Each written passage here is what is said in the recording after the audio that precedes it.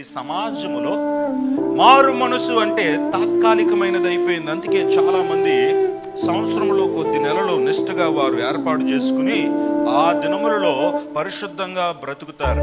వారిలో మార్పు అనేది వస్త్రములో వస్తుంది, వారిలో మార్పు అనేది ఆ కొద్ది కాలం మాటల్లో వస్తుంది, వారిలో మార్పు అనేది ఇతరులను వారు ఇచ్చేటువంటి గౌరవంలో ఆ కొద్ది కాలం వస్తుంది. అనేక మందికి మార్పు అనేది తాత్కాలికమైనది అయిపోయింది.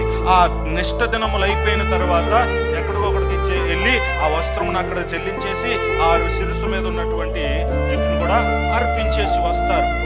అనేక మందికి మారు మనసు అంటే బాహ్యమైన మార్పులు, బాహ్యంగా ఉండేటువంటి మార్పులే వారికి గుర్తొస్తున్నాయి. Transformation which happens in you, inner transformation. ఇది అంతరంగంలో రావలసినటువంటి మార్పు.